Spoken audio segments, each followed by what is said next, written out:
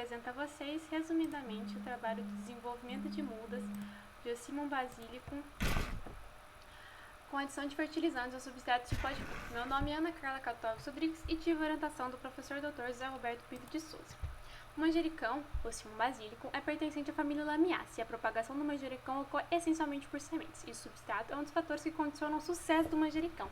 Atualmente, resíduo da pó da casca de coco, pó de coco, é indicado como substrato agrícola, principalmente por suas características físico-químicas vantajosas, como a alta porosidade, a alta capacidade de retenção de umidade e por ser um material biodegradável. Porém, pesquisas apontam que o substrato de pó de coco puro não é um bom substrato de mudas, uma vez que as plantas não apresentam um bom desenvolvimento, e para ser recomendado, o pó de coco deve ser misturado com outros materiais mais ricos em nutrientes. O objetivo do estudo foi aprofundar conhecimento sobre alternativas viáveis de suplementação do substrato de pó de coco, além de avaliar os efeitos do pó de coco com osmocote, humus e resíduos de aloe vera na cultura do manjericão. Em relação à metodologia, o trabalho foi realizado em Santa Cruz do Rio Pardo, São Paulo, em um clima subtropical úmido a 467 metros de altitude. A cultivar utilizada foi a cultivar alfavaca basilicão da empresa comercial chamada Isla, e a cultivar do manjericão foi semeada em bandejas plásticas com 128 cédulas e 5 cm de profundidade, 57 cm de comprimento e 27 cm de largura, e foram semeadas 3 sementes por cédulas e preenchidos com substratos avaliados.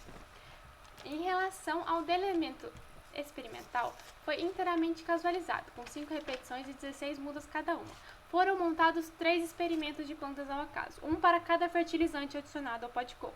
Na primeira tabela, apresento a vocês os tratamentos do osmocote com pó de coco, na segunda tabela, as doses do tratamento de humus com pó de coco e na terceira, dos resíduos de aloe vera com pó de coco. Em relação às avaliações dos tratamentos no desenvolvimento de mudas, foram exercidas nos dias 11, 18, 25 e 32 dias após a emergência, e foram coletadas mudas ao acaso. As variáveis analisadas foram área foliar, comprimento da raiz, número de folhas, comprimento da coleta, massa seca da parte aérea, massa seca da folha e massa seca do caule. E os índices calculados foram TCA, a taxa de crescimento absoluto, e a TAL, taxa de assimilatória líquida, a partir dos dados dos 4 períodos avaliados, comparando os 18 dias aos 11 dias após a emergência, 25 dias após a emergência comparando aos 11 dias após a emergência, 32 dias após a emergência comparando aos 11 dias após a emergência e 39 dias comparando dias após a emergência comparando aos 11 dias após a emergência. Em relação aos resultados,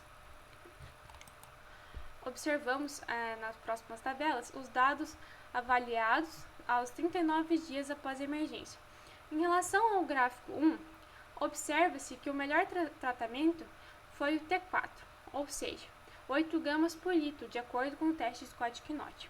Em relação ao gráfico 2, observa-se que os dados experimentos de humus com pó de coco aos 39 dias após emergentes, nota-se que o melhor tratamento foi 2/3 de humus para 1/3 de pó de coco, que equivale ao tratamento 8, que se diferiu melhor estatisticamente em relação aos demais tratamentos. Em relação ao gráfico 3, os dados apresentados dos tratamentos de aloe vera com pó de coco com as variáveis analisadas, avalia-se que os resíduos de aloe vera com pó de coco não apresentaram melhora significativa no desenvolvimento de mudas.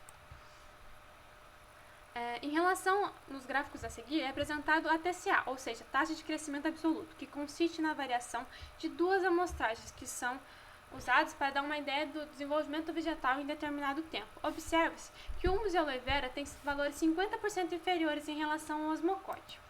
Em relação à TAL, ou a taxa assimilatória líquida, representa a taxa de fotossíntese líquida em massa seca produzida em determinada unidade de tempo. Ou seja, se a muda de manjericão atinge um ponto ideal para transplantio em menor tempo, maiores vantagens para o produtor.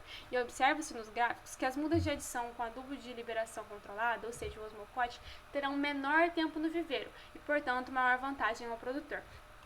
A conclusão foi que a adição de osmocote e humus promoveram os melhores desenvolvimentos na muda de manjericão. E as dosagens que obtiveram os melhores resultados foram 8 gramas de osmocote por litro, na formulação de NPK 14-14-14 e também 2/3 de humus para 1/3 de pó de coco. E a TCA e a TAL de osmocote apresentou valores muito superiores em relação aos humus e aos resíduos de aloe vera. Agradeço ao Governo do Estado do Paraná e à CNPq.